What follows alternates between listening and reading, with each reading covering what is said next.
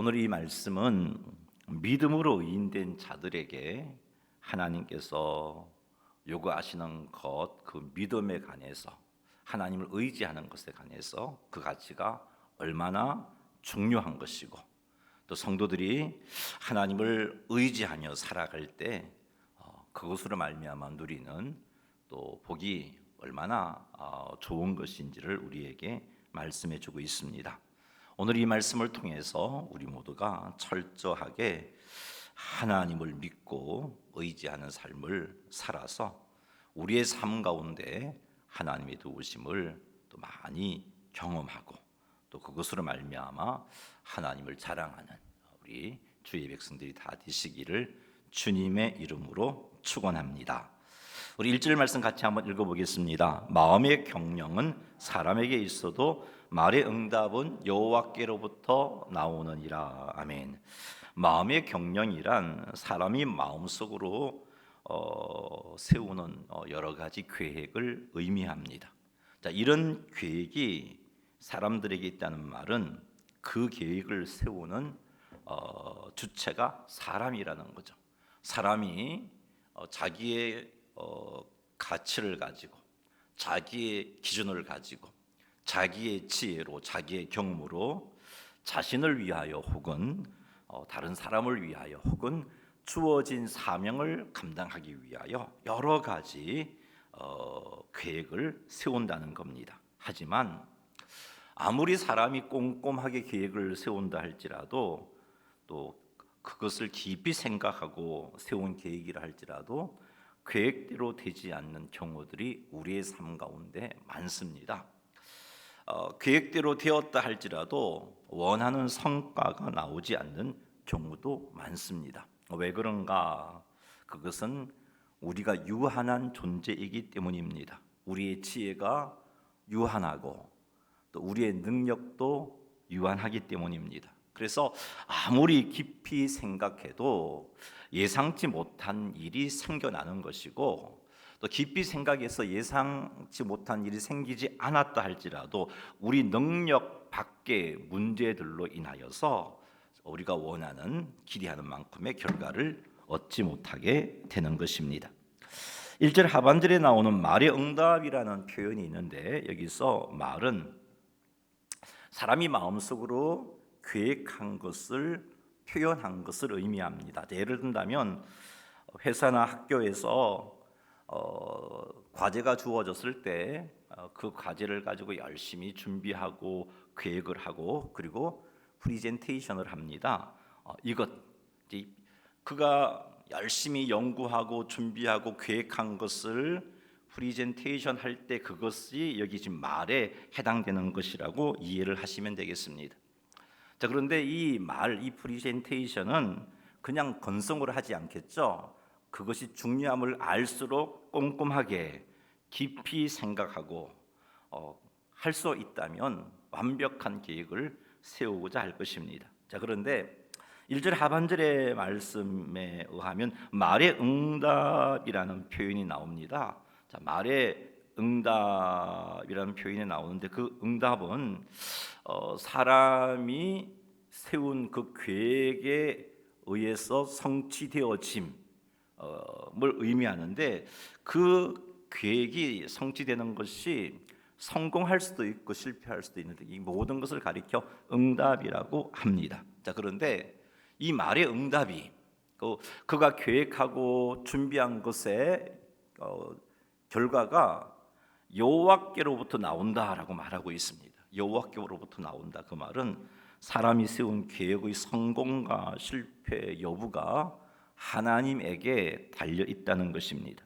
그러므로 유한한 존재인 우리는 계획을 세울 때 우리의 힘과 우리의 지혜, 우리의 능력만으로 계획을 세워서는 안 됩니다. 하나님의 인도하심을 구하고 하나님의 도우심을 구하며 하나님의 지혜를 구하며 계획을 세워야 합니다. 그리고 그 계획을 실행할 때에도 하나님의 인도하심과 하나님의 도우심을 구하며 그 계획을 실행해야 합니다. 너무나 완벽한 계획이라고, 그래서 반드시 성공할 것이라고 그런 확신이 강하면 강할수록 그 계획을 실행함에 있어서 하나님을 의지하는 것이 덜해집니다. 그래서 기도도 덜 하게 되고 뭐 틀림없이 잘 될 것 같으니까 이렇게 자신의 힘과 능력으로 그의 계획을 실행하는 것, 하나님을 의지하지 않고 이건 확실하게 내가 잘 해낼 수 있다라고 생각하면서 그렇게 일을 하는 것은 어리석은 자의 모습입니다. 아무리 완벽한 계획이라 할지라도 하나님께서 허락하시지 아니하시면 실패하게 되어 있습니다. 아무리 완벽한 계획이라도 하나님께서 도우시지 않는다면 실패할 수밖에 없습니다. 우리는 이 사실을 명심해야 합니다. 그리고 계획을 세울 때 하나님을 의지하며 하나님께 지혜를 구하며 하나님의 인도를 구하며 계획을 세워야 합니다. 그리고 계획을 실행할 때에도 하나님 의지하고 하나님의 인도를 구하며 실행해야 합니다. 이것이 잠언에서 말하는 지혜로운 자의 모습입니다. 우리의 삶 속에서 어떤 일이든지 간에 철저하게 하나님을 의지하며 하나님의 지혜를 구하며 하나님의 인도를 구하며 계획을 세우고 그 계획을 실행함으로 인해서 하나님의 도우심을 힘입어 아름다운 열매를 풍성히 맺으시는 성도님들이 다 되시기를 주님의 이름으로 축원합니다. 2절 말씀 같이 한번 읽어보겠습니다. 사람의 행위가 자기 보기에는 모두 깨끗하여도 여호와는 심령을 감찰하느니라. 아멘. 사람의 행위가 자기 보기에는 모두 깨끗하게 보인다는 것은 자기가 행한 모든 일들이 자기 눈에 옳아 보인다, 그런 의미입니다. 자기가 보기에 이거는 참 선한 일이고 옳은 일이다, 그렇게 본다는 거죠. 왜 그러냐면은 사람은 자신의 행위를 자기 기준으로 판단하기 때문입니다. 그리고 사람은 항상 자기 행위를 정당화합니다. 합리화시킵니다. 자기 자신에게 대해서 굉장히 관대합니다. 오죽했으면 우리나라에서 그런 말이 있잖아요. 내로남불이라고. 내가 하면 로맨스요, 남이 하면 불륜이라고. 이게 자기 중심으로 자기에게 관대하고 자기 행위를 정당하고 그래서 자기 기준으로 판단합니다. 그러니까 늘 내가 한 것은 옳은 거예요. 내가 하는 것은 선한 거예요. 그렇게 생각합니다. 자, 그러나 하나님은 심령을 감찰하시는 분이다라고 말씀합니다. 이 감찰하다는 것의 원어의 의미는 저울로 달아본다는 겁니다. 저울로 달아서 이 하나님의 기준에 미치는지 그렇지 못하는지 하나님이 평가하신다는 의미입니다. 그러므로 전능하고 전지하신 하나님이 평가하는 평가가 그것이 공의롭지 않을 수가 없습니다. 공의로울 수밖에 없습니다. 하나님의 평가는 언제나 옳습니다. 우리가 아무리 자기 행위를 정당화시키고 하나님 앞에 하나님 이런 상황 속에서 내가 이럴 수밖에 없었잖아요. 여기서 내가 무엇을 할 수 있겠어요 하면서 자기가 행한 행동에 대해서 합리화하며 하나님께 항변한다 할지라도 우리의 마음을 저울로 달아보신 하나님 앞에서 모든 것이 드러날 수밖에 없습니다. 그것이 정말 선함에서 나온 것인지 죄에서 나온 것인지 하나님은 정확하게 압니다. 사랑하는 성도 여러분, 우리는 우리의 행위를 우리의 기준으로 판단하는 것을 포기해야 합니다. 자기 자신에 대하여 관대하게 대하는 것 경계해야 합니다. 대신 하나님께서 항상 우리의 심령을 살피시고 계심을 잊지 말고 살아가야 합니다. 사랑하는 성도 여러분, 항상 우리의 심령을 살피시는 하나님을 의식하며 살아가시기 바랍니다. 사람들에게는 이런 변명 저런 변명이 통할 수 있을런지 몰라도 혹 행동으로 죄를 짓지 않았기 때문에 다른 사람들은 모르잖아요. 그래서 스스로 자기도 행동으로 죄를 짓지 않았기 때문에 마음은 좀 그랬지만 깨끗하다고 주장할 수 있을런지는 몰라도 우리의 심령을 살피시는 하나님 앞에서는 결코 이런 변명, 이런 생각이 통하지 않는다는 것을 명심하시기 바랍니다. 내가 어떤 의도로 말을 하는지, 내가 어떤 의도로 행동하는지 우리 하나님은 다 아십니다. 사람들은 모를 수 있어요. 사람들은 그럴싸한 이유를 내면서 말하면 그냥 그 속을 모르니까 속아 넘어갈 수 있어요. 사람에게는 우리의 이기적인 생각, 손해를 보지 않으려는 생각을 감추고 선한 목적으로 행동하는 것처럼 보일 수 있어요, 사람들에게는. 하지만 하나님은 결코 우리의 그런 속생각에 속지 않으신단 말이에요.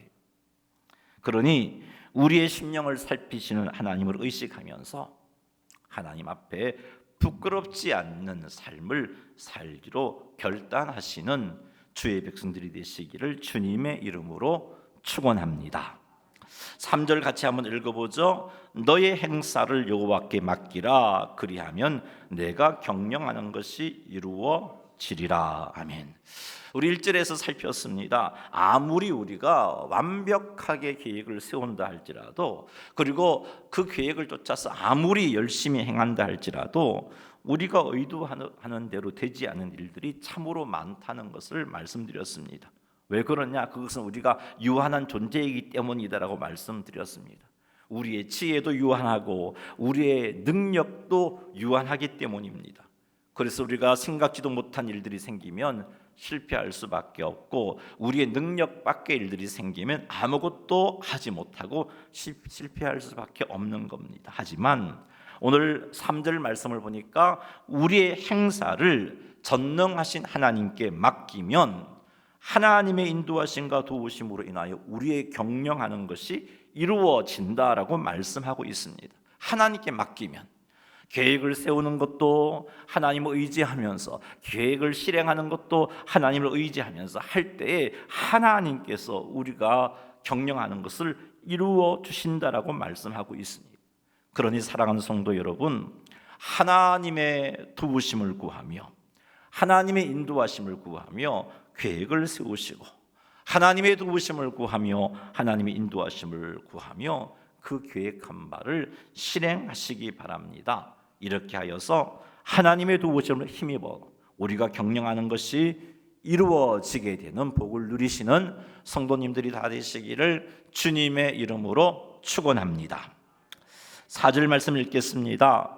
여호와께서 온갖 것을 그 쓰임에 적당하게 지으셨나니 악인도 악한 날에 적당하게 하셨느니라. 아멘.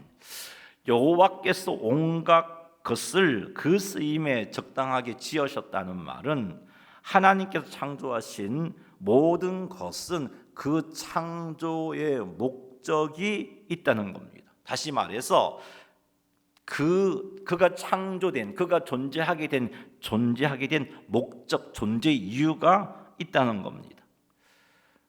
아무런 목적 없이, 아무런 존재 이유 없이 하나님께서 만들어 놓으신 것이 없다는 거죠. 그런 의미에서 여호와께서 온갖 것을 그 쓰임에 적당하게 지으셨다라고 말씀하고 있습니다.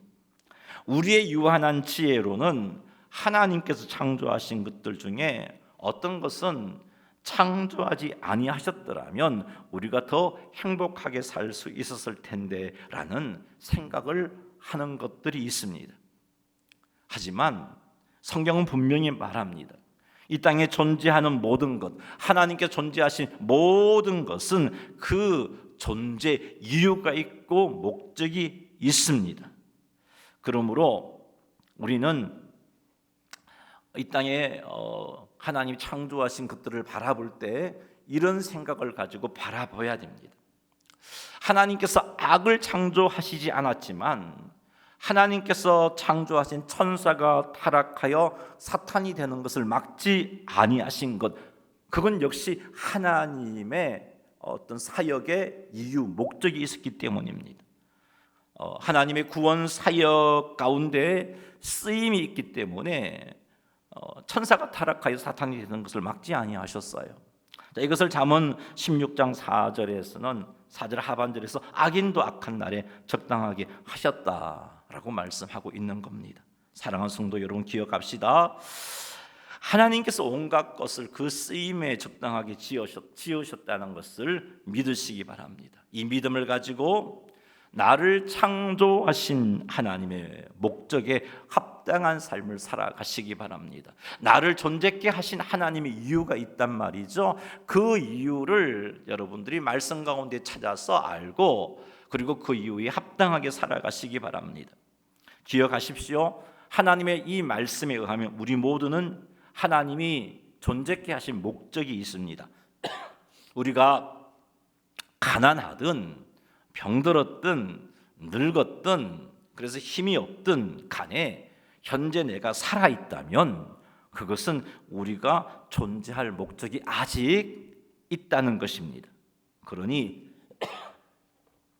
힘들고 어려운 형편으로 인해서 병들고 또 늙고 그래서 정말 겨우 움직이는 그런 상태로 인해서 더 이상 내 존재 목적이 없다, 내가 존재할 이유가 없다 하는 그런 사탄의 속삭임에 속지 마시기 바랍니다. 사단은 우리가 존재할 이유가 없다는 것으로 절망하게 만들고 나아가 삶을 낭비하게 만들고 스스로 목숨을 끊게 만들고 있습니다. 사랑하는 성도 여러분, 그러니 사단의 거짓된 속삭임에 속지 마십시오. 우리가 어떤 연약한 처지에 처해 있다 할지라도 우리가 존재하고 있는 것은 그 존재의 이유가 있고 목적이 있기 때문입니다. 그러니 내 상태가 어떠하든지 간에 하루하루 내게 주어진 시간을 가지고 내게 주어진 일에 있어서 그리고 하나님의 말씀의 인도하심을 쫓아서 최선을 다하시기 바랍니다. 하나님의 인도를 구하고 그 인도하심에 순종하고 헌신하시는 그런 삶을 살아가시기를 주님의 이름으로 축원합니다. 5절 말씀 읽겠습니다. 무릇 마음이 교만한 자를 피차 손을 잡을지라도 벌을 면하지 못하리라. 아멘. 무릇 마음이 교만한 자를 여호와께서 미워하신다라고 말씀하고 있습니다. 자, 이 무릇에 해당하는 단어가 히브리어로 제가 한 번만 오늘 쓸게요. 콜이라는 단어를 히브리어로 쓰는데 이 콜인 의미는요 모든이라는 의미예요. 이 무릇이 우리말 무릇에 해당하는 히브리어 단어가 콜인데 이 콜이 가지고 있는 의미는 모든이라는 의미를 가지고 있습니다. 따라서 무릇 마음이 교만한 자를 여호와께서 미워하신다는 것은 마음이 교만한 사람은 예외 없이 모두 여호와께서 미워하신다는 뜻이에요. 5절에서 무릇이라는 단어를 쓴 것은 콜이라는 단어를 써서 표현한 것은 하나님께서 교만한 자를 정말 싫어하시고 미워하신다는 것을 강조하기 위함입니다. 사랑하는 성도 여러분, 하나님께서는요 교만한 자를 정말 싫어하세요. 미워하십니다. 이것을 명심하셔서 교만한 자의 삶을 경계하시기 바랍니다. 성경이 말씀하고 있는 교만은 자신이 유한한 존재임을 망각하고 하나님을 의지하지 않고 자신의 지혜와 자신의 능력을 의지하며 살아가는 그것이 교만이고 그런 삶을 사는 사람이 교만한 사람입니다. 이런 교만한 사람은 하나님의 말씀이 자기 생각에 맞지 아니하면 거부하고 불순종합니다. 이런 사람은 삶 속에서 하나님을 의지하지 않습니다. 그러니 당연히 이런 사람은 기도도 하지 않습니다. 대신 자기 지혜, 자기 능력을 의지하여 문제를 해결하려고 하고 자기 지혜, 자기 능력을 의지하여 하루하루를 살아가는 겁니다. 자, 이런 것이 교만한 자의 모습입니다. 여러분, 교만의 모습을 기억하십시오. 하나님을 의지하지 않습니다. 하루를 살아감에 있어서 하나님을 의지하지 않고 살아갑니다. 그러니 기도도 하지 않습니다. 하나님의 도움을 구하는 기도 없이 내 열심과 내 노력으로 살아갑니다. 자, 이런 것이 교만한 삶의 모습입니다. 하나님께서는 이런 사람을 미워하신다라고 말씀하고 있습니다. 이런 교만한 사람은 피차 손을 잡을지라도 연합한다 할지라도 하나님의 벌을 면치 못한다. 이런 사람은 연합하여 대적한다 할지라도 하나님의 심판을 피할 수 없다라고 말씀하고 계십니다. 사랑하는 성도 여러분, 하나님께서 교만한 사람을 굉장히 미워하신다는 것을 명심하십시오. 그리고 우리에게 있는 교만의 모습을 회개하고 그리고 끊어버리시기 바랍니다. 여러분, 오늘 하루 살면서 아침에 출근해서 직장 생활하고 또 집으로 돌아오고 이렇게 예배드리기 위해서 주님 전으로 나오셨는데 그 하루의 삶 가운데 얼마나 여러분 하나님을 의지하며 사셨습니까? 늘 해왔던 일이니까 하는 생각에 내 경험과 내 지식, 내 지혜만 의지하면서 하루를 살아오지 아니하셨나요? 만일 그런 삶을 살았다면 우리는 지금 교만하게 오는 하루를 살았던 거예요. 교만한 모습으로 살았던 거예요. 오늘 하루를 살면서 하나님을 의지하지 않고 그냥 내가 살아온 내 경험을 쫓아서 내 지혜와 내 능력을 의지하며 살아왔다면 이게 교만이구나 인정하시고 그것을 하나님 앞에 회개하시기 바랍니다. 여러분, 기도하지 않는다는 건요, 우리가 하나님의 도우심 없이도 살 수 있는 자신이 있기 때문에 기도하지 않는 거예요. 정말 절박한 인생의 문제가 생기면 어떻게 합니까? 작정하여 기도하잖아요. 내 능력을 얻지 못하니까. 근데 편안한 삶이 주어지고 일들이 형통하면 우린 기도하지 않습니다. 그 말은 하나님 의지하지 않고 사는 거죠. 보니까 의지하지 않아도 살만 하더라는 거죠. 여러분, 이렇게 볼 때 기도하지 않는 것, 이것이 교만한 행동이라는 것을 알 수 있습니다. 하나님을 의지하기보다 사람을 의지하는 것 교만입니다. 나와 함께 하시는 하나님으로 인하여서 평강 누리지 못하고 나를 도와줄 사람이 없다고 불안해하는 것도 어쩌면 교만한 가치관이 그에게 있기 때문에 그렇게 불안해하는 겁니다. 이런 모습이 우리에게 있다면 사랑하는 성도 여러분, 그것 하나님께 회개하십시다. 하나님은 교만을 굉장히 미워하신다라고 말씀하고 계세요. 그리고 교만한 자에게 벌을 내리십니다. 그러니 교만을 회개합시다. 하나님 의지하지 않고 하나님의 자녀인 우리들이 예수님을 구원자로 믿는다라고 하는 우리들이, 예수님을 주인이라고 믿는다라고 하는 우리들이 오늘 하루 하나님을 의지하지 않고 기도하지 않고 살아온 것을 회개하십시다. 그리고 겸손하게 하나님 의지하며 순간순간 하나님의 도움을 구하시기 바랍니다. 매일 매 순간 하나님을 의지하며 사십시다. 하루를 시작하면서 기도함으로 하나님을 의지하십시다. 눈을 뜨면서 우리의 제일 먼저 드는 생각이 하나님이 되어질 수 있도록 좀 노력해 보십시다. 삶의 순간순간 기도하면서 사십시다. 하루 온종일 하나님을 믿고 의지하며 하루를 마무리하면서 하나님께 기도하며 감사를 드리십시다. 이런 삶을 하나님이 기뻐하십니다. 이런 삶은요, 겸손한 자의 삶이라고 할 수 있습니다. 이렇게 하나님을 의지함으로 하나님의 도우심을 구함으로 승리하는 삶을 살아서 또 하나님께 영광 돌려드리시는 성도님들이 다 되시기를 주님의 이름으로 축원합니다. 6절 말씀 읽겠습니다. 인자와 진리로 인하여 죄악이 속하게 되고 여호와를 경외함으로 말미암아 악에서 떠나게 되느니라. 아멘. 인자와 진리로 인하여 죄악이 속하게 되고, 이 말씀을 제대로 이해하지 못하게 되면 인자와 진리를 행한 우리의 행함이 우리의 죄악을 사하게 해주는 것으로 오해할 수 있습니다. 그러나 여러분, 행함으로 죄 사함을 받는다는 건 성경의 가르침이 아니잖아요. 행함으로 우리는 죄 사함을 받지 못하잖아요.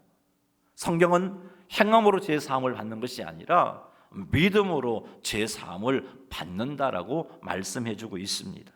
그러니 여기 인자와 진리로 인하여 죄악이 속하게 된다는 것은 인자와 진리를 행함이 우리의 죄악을 사해 준다는 그런 의미가 아니구나 하는 것을 알 수 있습니다. 인자와 진리의 주체가 하나님이 되면, 하나님이 인자하시다, 하나님이 인자와 진리를 행하신다, 이런 표현을 하게 되면 그 인자와 진리는 하나님의 사랑 그리고 하나님의 성실함, 신실함을 의미하는 것이 되어집니다. 그러나 그 인자와 진리의 주체가 사람이 되면, 사람이 인자를 행하고 진리를 행한다라고 표현했을 때 그때 인자의 의미는 하나님을 경외하기 때문에 하나님께 순종하고 헌신하는 것, 그것이 인자이고, 또 하나님의 사랑으로 지체들을 사랑으로 섬기는 것, 그것이 인자입니다. 그리고 진리란 하나님과 사람 앞에서 자신이 말한 것을 끝까지 확실하게 준행하는 신실함, 성실함을 의미합니다. 사실 이런 인자와 진리는 죄인인 우리와 관계가 먼 겁니다. 그런데 어떤 사람에게 삶을 보니까, 그의 삶에 보니까 인자한 모습, 인자가 있어요. 즉 하나님을 경외함으로 하나님께 순종하고 헌신한 삶을 살아가고 있어요. 하나님의 사랑으로 지체들을 사랑으로 섬기고 있어요. 하나님 앞에 또 사람들 앞에 뱉었던 말에 대해서 순종, 그게 한결같은 모습으로 그 말씀을 지키고자 하는 삶을 살아가고 있어요. 자, 그렇다면 그것은 그 사람이 하나님을 믿는 믿음을 소유했기 때문에 나타나는 행동인 겁니다. 우리에게 인자와 진리가 있다는 것은 우리에게 하나님을 믿고 의지하는 믿음이 있다는 것입니다. 우리에게 인자가 진리가 풍성하게 나타나려면 하나님을 믿는 믿음이 풍성해야 됩니다. 오직 나의 의인은 믿음으로 말미암아 살리라 그랬어요. 날마다 순간마다 하나님을 의지하는 이 의지함, 믿음이 있을 때 하나님을 향하여 인자와 지체들을 향하여 인자와 하나님을 향하여 진리와 지체들을 향하여 진리가 우리의 삶 가운데 나타나는 것입니다. 이런 의미에서 인자와 진리가 그의 죄악을 속하게 한다, 사하여 준다라는 표현을 쓰고 있는 겁니다. 그러니 사랑하는 성도 여러분, 우리가 예수님을 믿는 하나님의 거룩한 백성으로서 우리의 구원이 틀림이 없고 우리가 죄 사함을 받았다는 그런 증거들이 우리의 삶 속에 나타나게 살아야겠구나 하는 것을 이 6절 말씀을 통해서 도전받습니다. 예수 믿는 믿음의 증거들이 우리 삶 가운데 나타나야 돼요. 그래야 세상 속에서 구별되어집니다. 그래야 세상 속에서 빛이요 소금으로 사명 감당하며 살아갑니다. 이 믿음의 증거들이 나타나지 않으면 세상 사람들이 볼 때 자기들과 다를 바가 없는 거예요. 똑같아요. 사랑하는 성도 여러분, 우리에게 이 믿음의 증거, 인자와 진리를 행함이 나타날 수 있도록 더욱더 하나님을 의지하며 행하는 그런 삶을 살아가시기를 주님의 이름으로 축원합니다. 6절 하반절 말씀에 의하면 여호와를 경외함으로 말미암아 악에서 떠나게 된다라고 말씀하고 있습니다. 지난 수요일 날 제가 말씀드렸어요. 여호와를 경외한다는 것은 하나님을 두려워하는 것이다라고 말씀드렸습니다. 하나님을 두려워하는 사람은 죄의 유혹을 뿌리칠 수 있습니다. 보디발의 아내가 요셉에게 동침하자고 그렇게 유혹했을 때 혈기왕성한 그 청년인 요셉이 그 유혹을 이길 수 있었던 것은 하나님을 두려워했기 때문이에요. 그에게 하나님을 두려워하는 경외심이 있었기 때문입니다. 이처럼 하나님을 두려워하게 되면 자연스럽게 악에서 떠나게 되는 겁니다. 사랑하는 성도 여러분, 하나님을 두려워합시다. 지난 수요일 날 경우에 하나님을 두려워하자는 말씀을 드렸는데, 지난 수요일부터 오늘까지 우리 한 주를 한번 돌아보십시오.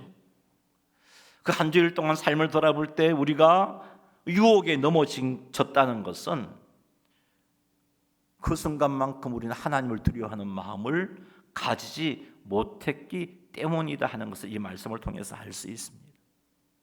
하나님 두려워하지 않았기 때문에 삶의 현장 가운데서 지난 한 주의 우리의 삶을 보니까 하나님께서 기뻐하시지 않은 행동을 했던 겁니다. 죄를 지었던 거예요. 세상과 타협을 했던 거예요. 사랑하는 성도 여러분, 하나님을 두려워하십시다. 하나님 두려워하는 것이 지혜라고 말씀하고 계십니다. 하나님을 두려워함으로 지혜를 갖출 때 우리는 죄와 싸워 승리하는 자가 되어집니다.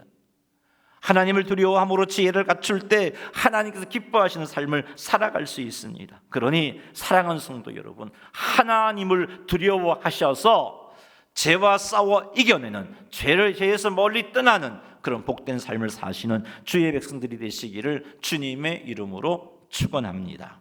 말씀을 맺겠습니다. 철저히 하나님을 의지하고 하나님 인도를 구하며 계획을 세우고, 뿐만 아니라 그 계획을 실행할 때도 하나님을 의지하고 하나님의 인도를 구하시기 바랍니다. 이렇게 하는 것이 우리의 행사를 여호와께 맡기는 것입니다. 이렇게 우리의 행사를 여호와께 맡기면 하나님의 도우심으로 우리의 경영하는 것이 이루어진다라고 약속해주고 있습니다. 이 말씀대로 철저하게 하나님께 우리의 행사를 맡김으로 하나님의 도우심으로 행사를 이루게 되는 복을 받아 누리시기를 주님의 이름으로 축원합니다. 자기 행동을 합리화시키지 마십시다. 우리의 심령을 감찰하시는 하나님께서 보시기에 인정받을 수 있는 그런 행동을 하시기 바랍니다. 이 땅에 존재하는 모든 것을 하나님께서 창조하셨습니다. 하나님께서 창조하실 때 모든 것들에게 존재 목적, 존재 이유를 주셨습니다. 이 사실을 명심해서 현재 연약하고 참 부족한 자신의 모습으로 인해서 실망하지 말고, 그것 때문에 사단에게 속지 말고, 현재 내 모습이 어떠하든지 간에 내가 살아있다는 것은 아직 내게 존재 이유가 있고 존재 목적이 있다는 겁니다. 그러니 그것을 알고 믿고 하루하루 하나님 의지하면서 나의 존재 목적과 이유를 이루는 삶을 살아가시기를 주님의 이름으로 축복합니다. 하나님은 교만한 자를 미워하신다는 것을 명심하십시오. 그리고 철저하게 겸손하게 하나님을 의지하고 하나님의 인도를 구하며 사십시오. 철저하게 우리의 모든 행사를 하나님께 맡기며 사십시오. 이것이 겸손이고 이것을 하나님께서 기뻐하십니다. 하루하루 철저히 하나님을 믿고 의지함으로 우리의 삶 속에서 인자와 자비가 풍성하게 하십시다. 즉 하나님을 경외함으로 하나님께 순종하고 헌신하며 지체들을 하나님의 사랑으로 사랑하고 말한 것을 끝까지 확실하게 준행하는 신실한 자가 되십시다. 이것으로 제사함의 확신, 구원의 확신을 누리며 사시기 바랍니다. 마지막으로 하나님을 두려워하시기 바랍니다. 하나님을 두려워함으로 악에서 떠나는 주의 백성들이 다 되시기를 주님의 이름으로 축원합니다.